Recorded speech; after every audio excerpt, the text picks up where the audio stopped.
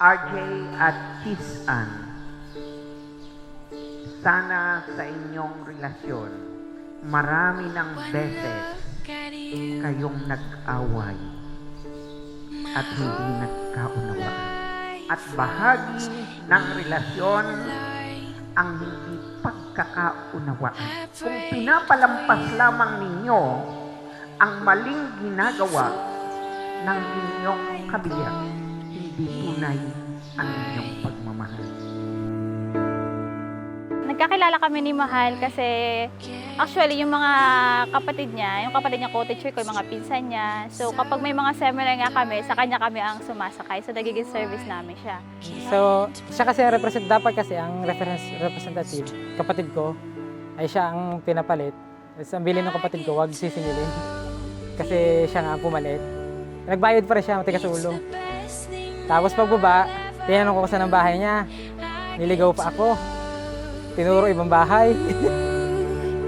It's a promise I'm making to you.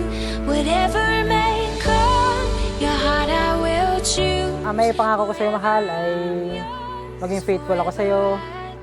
Lagi kitang mamahalin, lagi kitang aalagaan.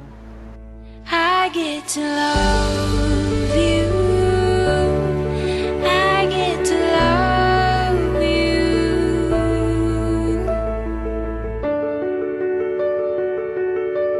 The way you love. Doon kami nag-start, tapos nung tumagal, sinearch ko na siya sa Facebook. Tapos nag-chat na. Nag-message siya sa akin, pero hindi ako nag-reply kagad sa kanya, parang ilang months pa. Then tapos siya, nung New Year, nag-send ako sa kanya ng message. So akala niya ay umimik na ako sa kanya, so tuwan-tuwa, pero yun ay send to all na message. Oh, I can't believe it's true sometimes. Oh, I can't believe it's true.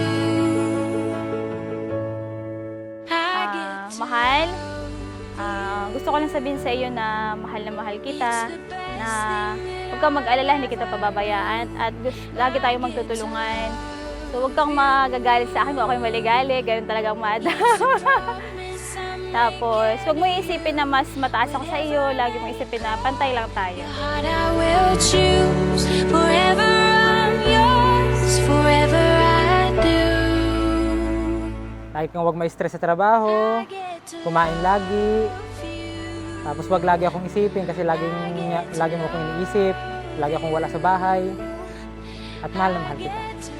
Bilang asawa mo, pinapangako na aalagaan kita, mamahalin kita ng sobra-sobra, at lagi kitang uunawain at iintindihin.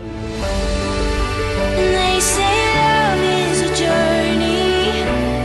I promise that I'll never leave. The weight is too heavy to carry. Remember this moment with me. Salamat sa lahat. I love you, I Mahal. get to love